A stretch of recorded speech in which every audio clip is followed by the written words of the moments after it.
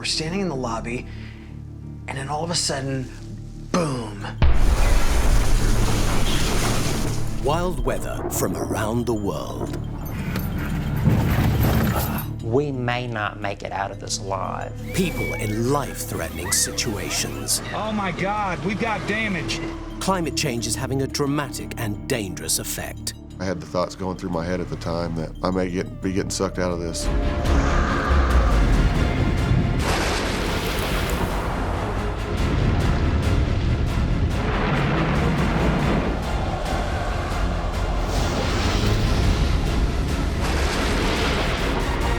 World's wildest weather.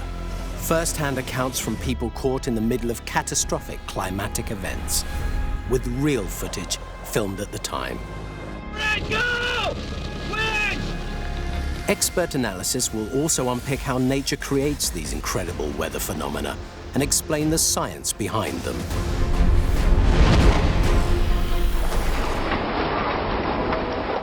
One of the most extreme weather conditions to wreak havoc around the world is a hurricane, or cyclone as it's sometimes called. Violent, swirling storms up to 1,000 miles wide which form across the ocean.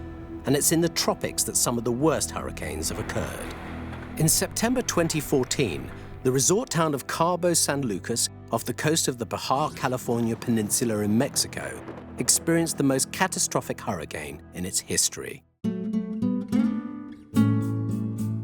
And for holidaymakers and locals, it came with little warning. A hurricane is defined by having sustained wind speeds of 74 miles per hour or greater. So 74 mile per hour wind speed alone is going to be dangerous because there'll be flying debris. We know it's enough to do damage to less well-built structures. But it's more than wind. Hurricanes typically bring very heavy rainfall with them and also surge if you're along the coastlines. That's water from the ocean itself moving inland with the forward momentum of this hurricane as it's making landfall. So it's really a threefold threat: wind, rain, and storm surge. Josh Morgaman is a storm chaser who travels the world putting himself in life-threatening situations so he can record these extreme weather conditions. He drove to Cabo San Lucas to be in the eye of the storm. I go to Cabo San Lucas a lot. It's a popular resort city. It's close to Southern California. And the thing about Cabo is that it gets threatened by hurricanes a lot. They come close. Sometimes they hit the city, but they're never that bad. So as Hurricane Odile approached, people didn't seem too worried. No one was covering their windows. No one was rushing out to get food and water. People were just kind of like whatever about it. And they had no idea what was coming. Now, Hurricane Odile ended up being one of the most powerful hurricanes to make landfall across the Baja California region. But it started its life thousands of miles east of that. Now, hurricanes tend to form or spawn across the warm waters of the North Atlantic, sometimes coming out from an easterly wave from the west coast of Africa, and this is what happened with Odile. The ocean is always a needed component for you to get a hurricane or a tropical system because it's the fuel for that system. Otherwise, you just have a regular complex of thunderstorms that you can get over land or over ocean. But the ocean is what's providing that tremendous amount of energy and moisture to turn it into a cyclone. It whips up the waves as well, so a significant storm surge and a huge amount of rain. The sheer volume of water meant when it made landfall, everyone was at risk. We're driving around Cabo San Lucas, wind rapidly picking up. It's just, it's about 7:25, and we feel like the core of the hurricane is closing in. So as the hurricane was approaching Cabo San Lucas, we had an idea that the center was going to cross the coast very close to our hotel, meaning kind of the east side of the city, and we wanted to get right where that center was, so we decided, hey, let's just write it out in our hotel. And we ended up being right. We hit the bullseye. The exact center of the hurricane passed right over us. Wind's blowing crazy. It's starting to really whistle. The trees are bending almost 45 degrees. I think stuff's going to start to break. So after trundling along for several days, Odile started to intensify, becoming a Cat 2 with wind strengths up to 125 miles an hour, and then eventually becoming a Cat 4 with wind strengths up to 140 miles an hour. This is a huge, destructive beast. It was raining really hard, and the howling started to get more like a rumbling, and you started to feel in the gusts that, okay, this is getting serious. This is not a normal storm. The buildings started to rattle a little bit. And as we went into late evening, it got worse and worse. The wind was just pounding at the front doors of the lobby, and we did everything we could to keep the wind out. We kept piling more and more furniture against those doors, but it didn't matter. The wind just kept blowing everything aside. 9:20 p.m. and the hurricane was ramping up. And there was no holding that wind back. It kept just like pushing everything out and coming back in. And finally, we just gave up. And it was basically like the hurricane decided that it was going to own that lobby. It's just after 10 o'clock. We're probably getting the strongest winds we've had all night. We're hearing roaring, screaming sounds of an airplane going by. That's a sign of very high winds. Oh, we just lost a big window. And when you can't even keep the front doors closed and they just blow off and the wind is like coming in, you know, people started to feel worried, like, okay, this is not a safe place anymore. And then all of a sudden, we noticed that it started to get quiet. And in a few minutes, it was totally calm. It was just quiet. And we walked outside the hotel, and just the wreckage was unbelievable. Just looks like it went through a blender. These pillars have just been torn out. Being in the eye of a hurricane, it's weird because it's so calm that you almost forget that you're in the exact center of a violent storm. You literally almost forget that you're only halfway through it and that you have to go back through that craziness again to get out. So we're in the calm eye, and all of a sudden it was like someone flipped a switch. And the wind just went from 0 to hurricane force in like a minute. And it was roaring, and we're hearing these popping sounds that sounded like gunshots. And we're standing in the lobby, and then all of a sudden, boom. Will Josh and the other guests survive the intense force of Hurricane Odile?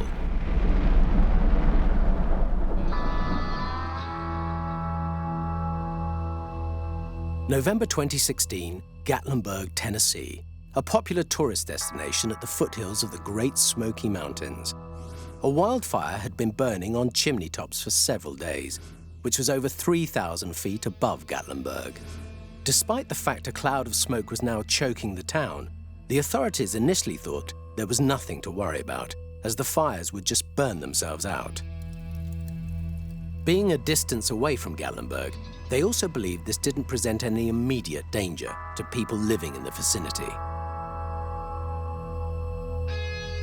Michael Luciano and his stepbrother Anthony lived in the mountains about 4 miles above the town. November 28th started as a pretty normal day. You gonna work with us, Red? Red. You really didn't know if anything was wrong. When you called the police department or you called or asked any official, you know, in Gatlinburg, everything was told to us, you know, it's okay. It's just the fire in the park. It's burning. It'll burn itself out. Well, earlier in that day, we had reports of fires up on the chimney tops. And we were responsible for trying to help and assist as needed. We had our crews in the area ready to go. And then as time went on, we started to get more calls and realized that this is something that was going to be extremely serious. Wildfires are actually very rare in the Great Smoky Mountains, as it's normally too wet. However, this autumn was the hottest and driest in Gatlinburg history. This drought, combined with strong winds, which were knocking down power lines, was probably the most likely cause of what was to follow: electrical fires caused by extreme weather. As we drove through Gatlinburg, Gatlinburg had more smoke. You know, it was very unhealthy. People were walking around with masks on their face. And we saw that and we were thinking, you know, we didn't really know what to think. So I said, you know, we're just gonna go home. We opened a beer up and we were drinking a beer, and that's when I heard the wind start to pick up and I heard those banging noises, and that's when I decided to go outside and investigate with the cell phone and start filming. You can hear trees falling in the background. electrical transformers blowing up. Wind's pretty bad. It was just a eerie combination, and you kind of had that weird gut feeling that just something wasn't right. And as I was filming the smoke, I saw a very small ember. I said, I don't see nothing. He says, look on my phone. I see a hot ember coming from the sky. And I look on his phone and I said, holy cow. Look, there's an ember. Wow, this is really bad. It was now 8:30 p.m. and there had already been an electrical fire on the mountain road. Michael and Anthony were getting worried that the fire was spreading. Something was burning close. With the winds that we had at that time, there were 40 to 50 miles per hour. And that's when me and Michael made a decision, we need to get on the four-wheelers and scout out and see what is burning.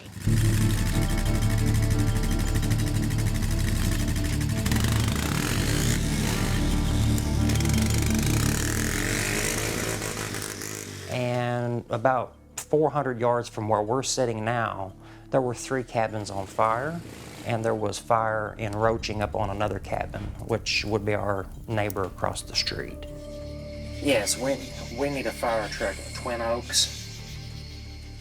And I called 911 and requested a fire truck.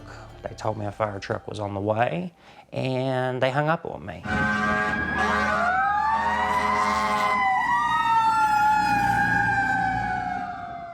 A wildfire, which is a forest fire or a grassland fire, is a fire that is out of control.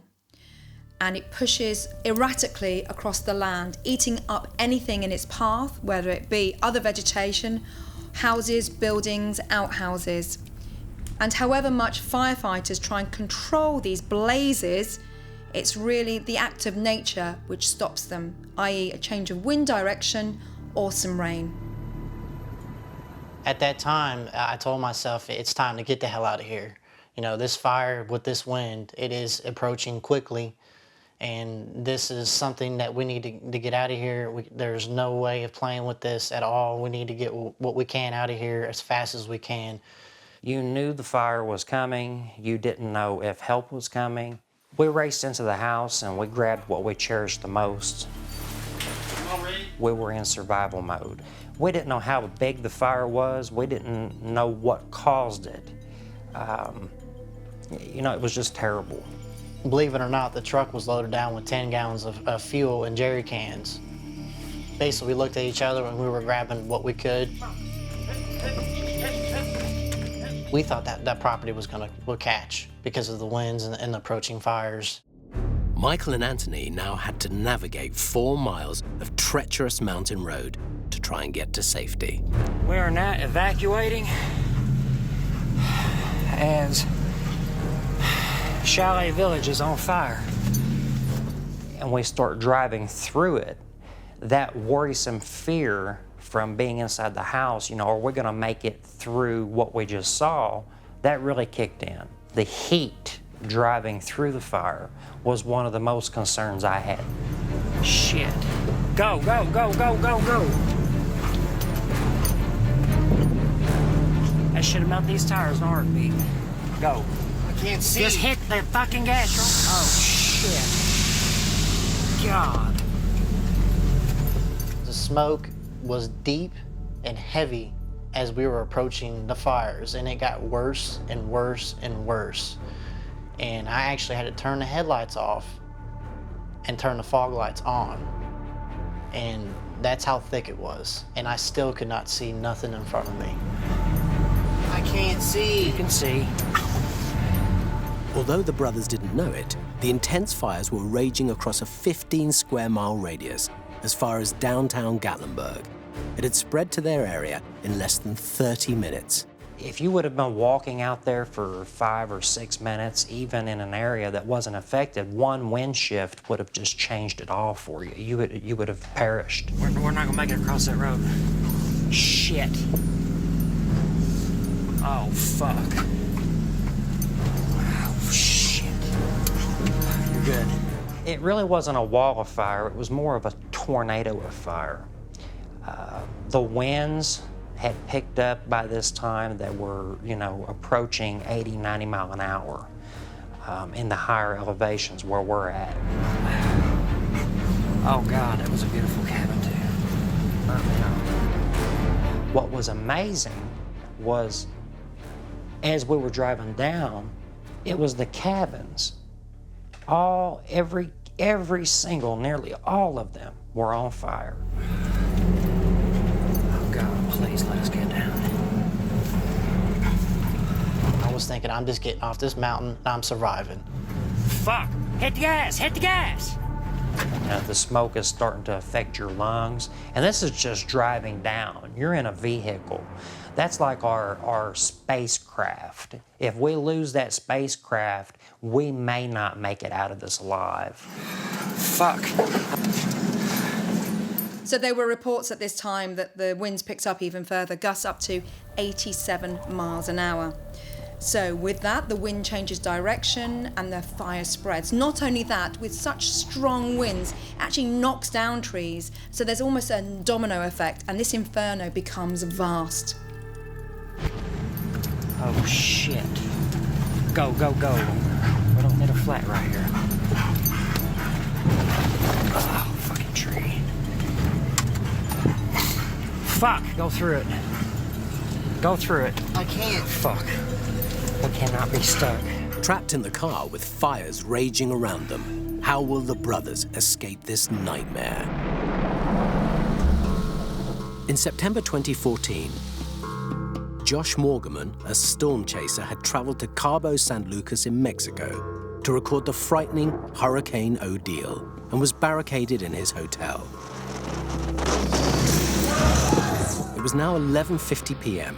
Odile was one of the worst hurricanes ever to hit Mexico and was now raging as a Category 4 storm with wind speeds of over 130 miles per hour.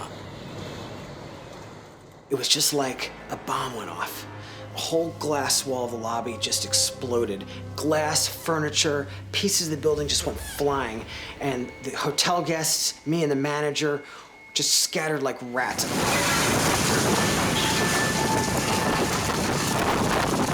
There was something about that moment where the building just started to blow apart, that it was like, wow, this just got real. Feeling of fear that you have from that, you're just like physically trying to protect yourself, and that's all that matters. Get under, just get under. Are you okay?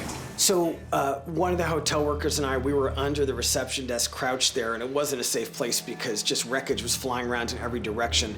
The office door opened, and another hotel worker just kind of like waved us in, and we sort of crawled on the floor into that room and shut the doors. And we thought we'd be safer, but we weren't. And the scary thing was there was nowhere to hide in this office. This building is getting literally torn apart, and we're trying to find a safe place. The whole main lobby just blew away, just everything. And now we're trying to find just somewhere to go before these windows blow out and the ceiling's coming up. So we knew we couldn't stay in that little office because those windows were gonna go, and then we'd be just killed by flying glass. So we needed to get out of there, but in order to get out of there, the only way to safety was across that lobby, which had just become a wind tunnel, actually a shooting gallery of flying debris. Okay, let's just try to run for it. Okay. You two go first. Because I have to go the door behind that. Okay. Remarkably, Josh and his friends managed to race across the lobby without getting hurt. But the fallout from the hurricane was immeasurable. When you're in a bad hurricane, just the power of it, it's not something a video could capture because it's not just visuals, it's not just sound, it's something you feel it in your chest, the vibration, the intensity of it. It can't be put into words.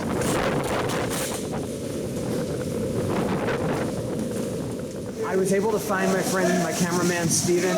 He made it. He's okay. We're good. It's a little before 2 a.m. The worst of this hurricane is past, but you could see what it did to this lobby.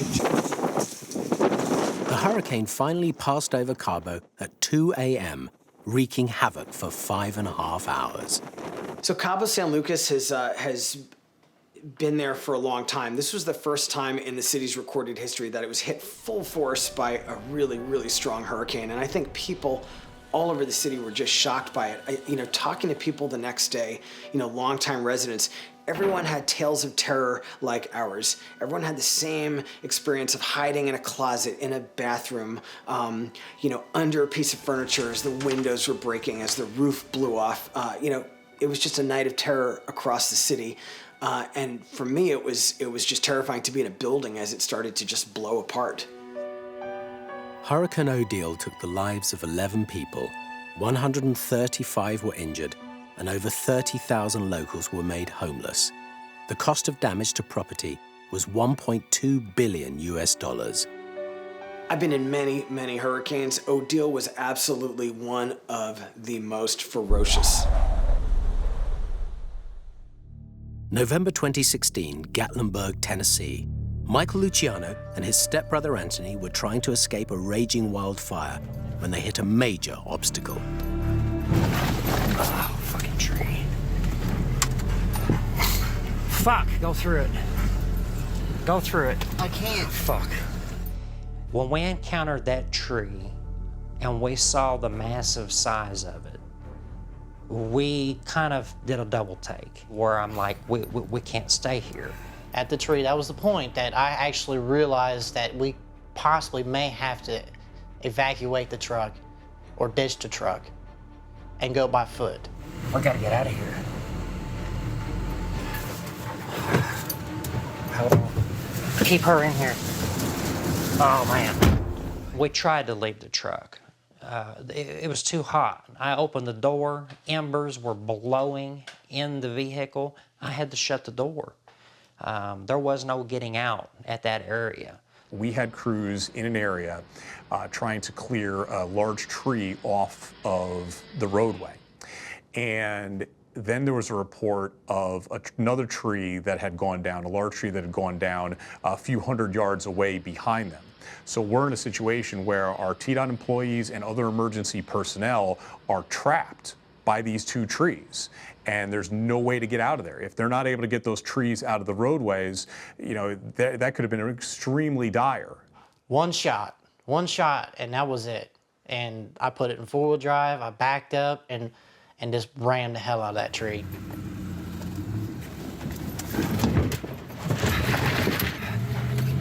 We just drove through a tree.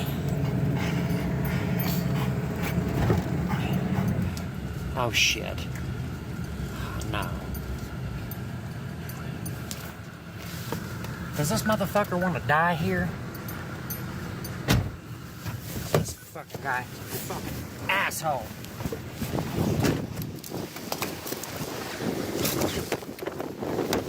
What the fuck is wrong with you? Go! Get the fuck out of here! We were not out of the woods. Once we escaped the mountain, there were still fires burning. Everything is burning. We just made it off of the mountain. We're on the spur now, and we're just sitting here in a line of bumper-to-bumper traffic with flames on both sides of you. And as we're sitting in that line of traffic, there are cars catching on fire. Fire is spreading quickly, so if you see the smoke, or if you smell the smoke and you see the fire, and you're downwind, you need to make preparations to be able to evacuate immediately. It was apocalyptic. It was apocalyptic. I mean, it felt like I was going through war.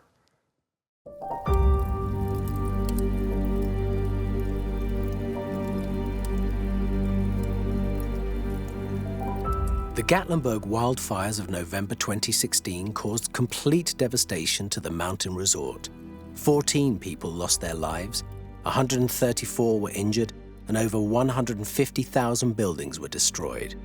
The estimated cost of damage was $500 million and is regarded as one of the largest natural disasters in Tennessee history. The next day, I remember going up there, and when I went through these communities, it looked like a bomb had gone off. the only thing I could equate it to is when you see, pictures from war. So imagine just in your own neighborhood where one day everything is just as normal, and then that night there's a fire and everything is wiped out around you. The city, of course, they shut down the entire city. But we do know back roads. We were up here within 48 hours. We were actually helping some of the FEMA people that were up here. We actually helped run cadaver dogs around because there were no addresses left. There were no cabin names still posted. They were all burned up. And these first responders, they did a wonderful job, but they couldn't find properties that people lived in to do a proper search to see if they were home or not. It was so bad, the fatalities, and they were still searching. And, we made our way back up here. When we turned into the driveway, I couldn't see the property yet. And I was praying and praying and praying. I said, please, Lord, let the property still be here. And right when I came up and I seen the flags and the property still standing, I said, thank God. It was amazing that it survived. There's just no other words cannot describe it. It was very amazing to see the house still standing and all of your neighbors. Almost every cabin was gone.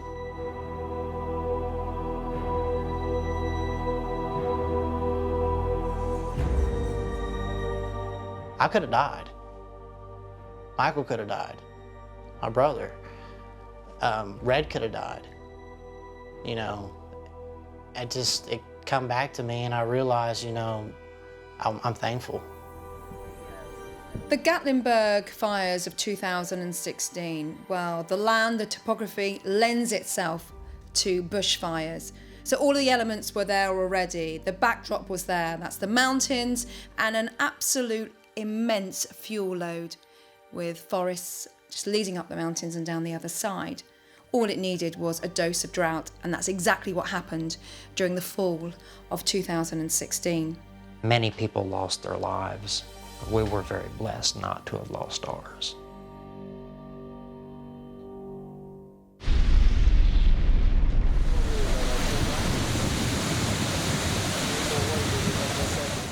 The rains were relentless. They were torrential and unforgiving, raging rivers raging down the side of the mountain. And Lima really wasn't set up for this. In March 2017, Peru was hit by the worst torrential rainfall in 30 years, resulting in devastating mudslides around Lima. 113 people were killed and over 150,000 made homeless. This was caused by the unusual warming of its coastal waters, known as El Niño. Let's have a look at Lima. It's one of the driest capitals in the world. Most of the time, the coastal waters, are very, very cold, but it does inhibit cloud growth. But occasionally, those very cold currents retreat as warmer waters come in from the equator. And what that means, the cloud starts to develop. There's lots of moisture in the air, lots of heat in the air. And any flooding event that happens along this western coast of Peru, it's down to El Niño. Temperatures along that sea surface were 5 degrees higher than average. Now that is significant. That allows clouds to grow and develop really quickly. And then the rains came. So where you see those thunderstorms develop and drop tremendous amounts of moisture in the El Niño side, that's when they're really going to inundate the coastal mountainous regions of Western South America, and that makes it particularly prone to mudslides.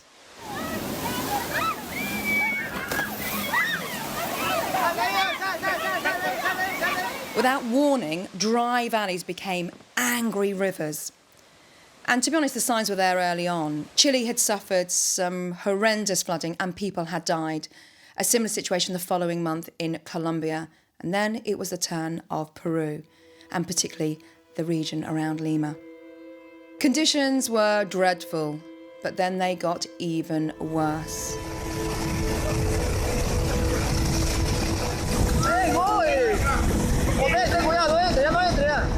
And And that was the problem. The rain kept on falling in that small area.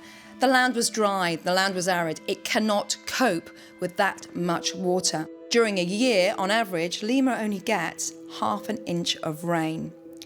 Now, from the 19th of March 2017, for the next week, that area was getting 6 inches of rain per day. That's 12 seasons worth of rain just in a space of around 8 or 9 days. And that was the source of these horrific mudslides. And Lima was in the firing line.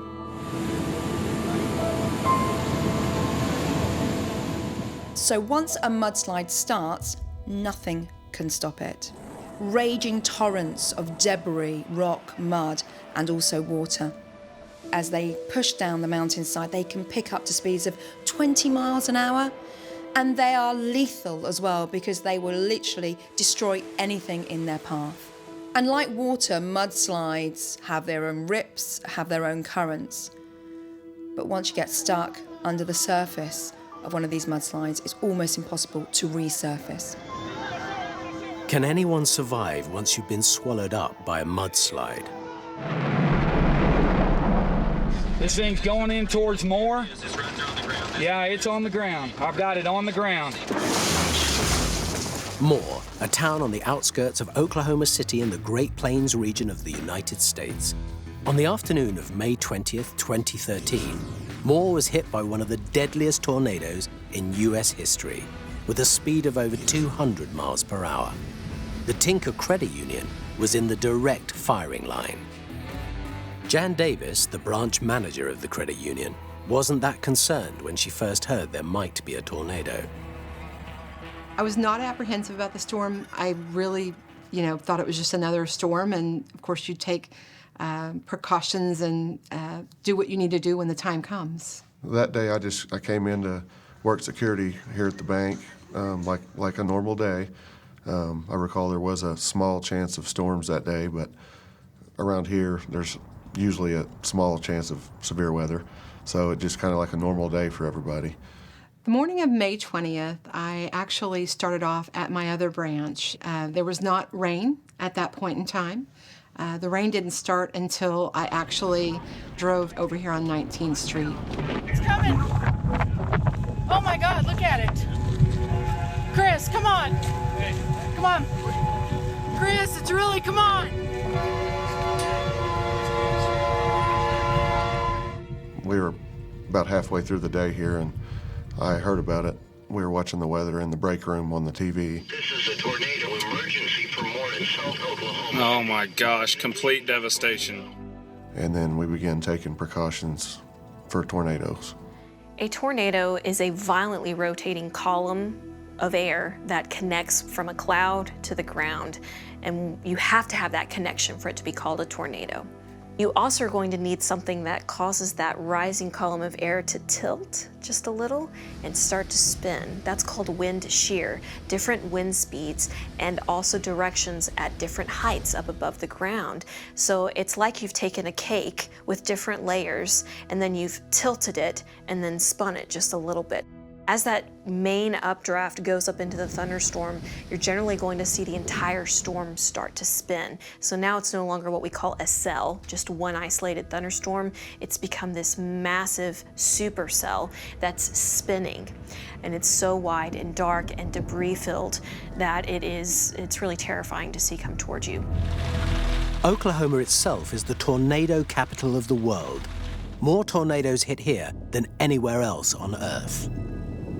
Oklahoma is a breeding ground for tornadoes because you have the cold air aloft coming in from the Rockies, the very warm surface air coming in from the Gulf, and it clashes over this state. And it's one of the key ingredients, the stark contrast in temperature, which means that tornadoes can form. The credit union were aware of the dangers of tornadoes and had a plan in place. So the credit union has very specific procedures where if you have inclement weather, you go into a vault or you go into your storage shelter. When I really knew it was going to hit here, I already had everyone inside this vault at that point. The only two that were not in here was myself and my police officer, Greg Vandy. We were both outside of this vault, monitoring the weather and the TV. So it wasn't until a few minutes before I actually came into this vault that I knew we were going to take a direct hit. Okay, let's go to the storm tracker. Tornado emergency now in effect for Moore. Tornado emergency for Moore. You folks in Moore, you need to grab whatever it is you need to grab. Oh my gosh, that is incredible. As it got closer and closer, it was predicted to hit about a mile south of here, and then it changed directions. This is an extremely dangerous and life-threatening situation. If you cannot get underground, go to a storm shelter or an interior room of a sturdy building now. I couldn't really see the edge of either side of it. I could see stuff, cars and trees flying through the air, and it obviously looked like it was going to hit here. We've got damage. Okay, I'm watching it. Oh my God, we've got damage. Yeah, I'm all over this. We got power flashes. We got a major tornado west of, yeah, it's heading into Moore. Yeah, it's devastating. It's devastating. And that's when I went and looked out the back door and saw it was, you know, just pretty much across the street. So I knew it was pretty bad, so I ran and got into the money vault. And I've got power lines all over the place. And it looks like I'm gonna have to stop.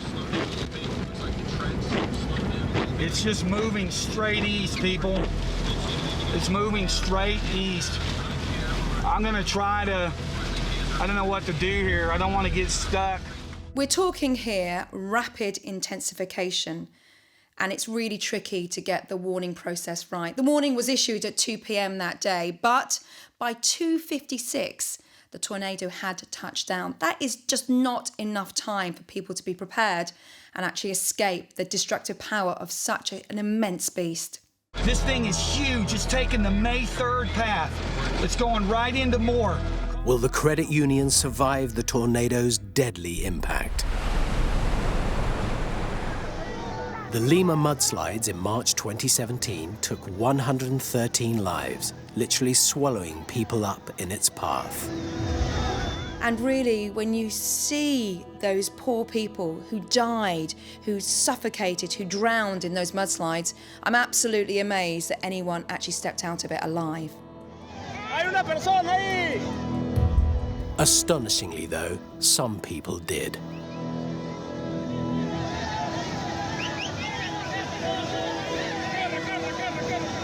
El río salió de un momento a otro y no pudimos tener tiempo para sacar todas las cosas.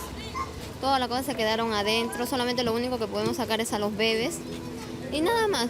No sacamos ni ropa, ni pañales, ni leche. Nos hemos quedado todo, se llevó el río de un momento a otro. So people have known for hundreds and thousands of years this is not a good place to live because it's just too variable, too dangerous. But over the last several decades, there has been more human development in this part of Peru, which meant that you were not only loosening what vegetation was there by building over it, you've brought thousands and thousands of people into this part of the world that is supremely susceptible to mudslides and extreme changes in climate.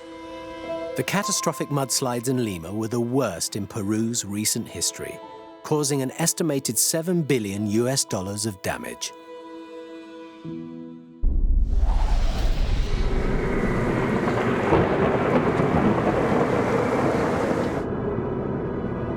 "23 people crammed in a vault for safety. The Moore Credit Union was in the direct path of one of the most terrifying tornadoes in U.S. history. First sounds that you hear are just cracking and creaking and busting glass, and although it's very loud, the winds are loud. I've heard different people describe it as like a 747 is landing on top of you. It's going towards Moore High School. Right now. We got major damage here in Moore, Oklahoma. It's lifted. The tornado is physically on the ground, just destroying power lines. The vault wasn't designed to withstand the force of a tornado, and the credit union had never been hit before. It was a frightening time for all 23 employees and customers stuck in that confined space. The main thing I noticed was the pressure. my ears began to pop real loud, and it was, you know, I was starting to get a lot of pressure on my head. The pressure in your head is so strong when you're inside of the vortex of a tornado that your ears can't pop, so your head just hurts and feels like it's gonna explode. The Moore tornado was defined as an EF5, the most extreme type of storm ever to be witnessed on planet Earth. With that, it was 1.3 miles wide, with wind speeds of around 210 miles an hour. So its destructive force was absolutely immense, and it pretty much decimated anything in its path. It's taking a line along 134th, and it does not look like it's going to let up. So I was trying to remain calm myself. I was obviously nervous, but there were some people in there crying and praying and screaming, and so I was trying to get them to calm down, at the same time trying to keep myself calm and trying to find a way to secure the door from the inside, so if it did hit us, we could keep it from opening. The vault door is designed to lock not with people in it. It's designed to protect the things that are inside of it from the outside. And if I had to describe it to you, as heavy as that vault door was, it started to come open, and I was holding it. I knew I couldn't hold it by myself. And I had a hold of Jan, trying to keep her from being pulled out. It was very scary. I had the thoughts going through my head at the time that, you know, I may be getting sucked out of this. When we first heard silence outside, so that was the first indication that maybe we were safe. So we waited for probably 2 to 3 minutes, just not sure exactly how long, and then we tried to push the door open. It would open about 6 inches, but not enough to get a person out. The doors are very thick, so we kept pushing on it. It was probably the scariest moment of the day. The smell of gas was still permeating everywhere and getting stronger by the moment. And we were just desperately trying to get the door open, but stuck inside. Everybody was trying to think of different ways to get out, and nobody could. We tried everything we could think of. 5 to 10 people pushing on the door, and it just wasn't budging. Eventually, some people that had taken shelter across the street came over to see if there were still people alive in our building, and they actually moved the things that were pinned in the door and opened the door enough for us to get out the door. When I exited the vault, I looked around at the destruction all around, and I felt lucky to be alive, but at the same time, I felt bad for everybody that had lost as much as they had. Tornado Moore killed 24 people, injured 377, and caused over $2 billion of damage to property.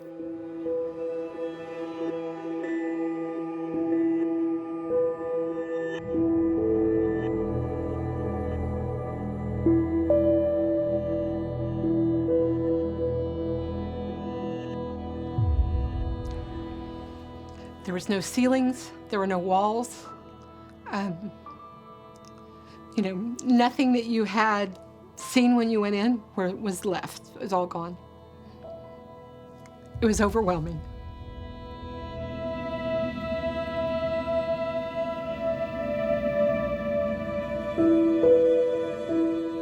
First thing I did is I looked west of here where the hospital was, and it was totally demolished. Across the street, all the houses were demolished. And then I looked around at the credit union we were in and saw that the only thing left really was the vault that we were inside.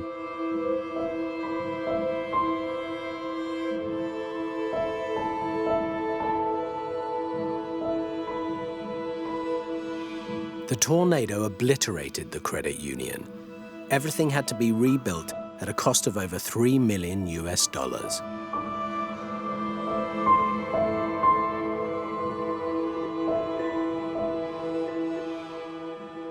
During a tornado season in the US, there'll be on average around 1,000 tornadoes.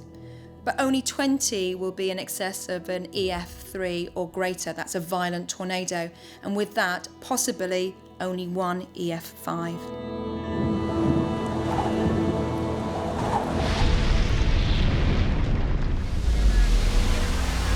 Next time on World's Wildest Weather, heroic rescues from raging floods, bushfires out of control, and tropical storms causing catastrophe in Australia.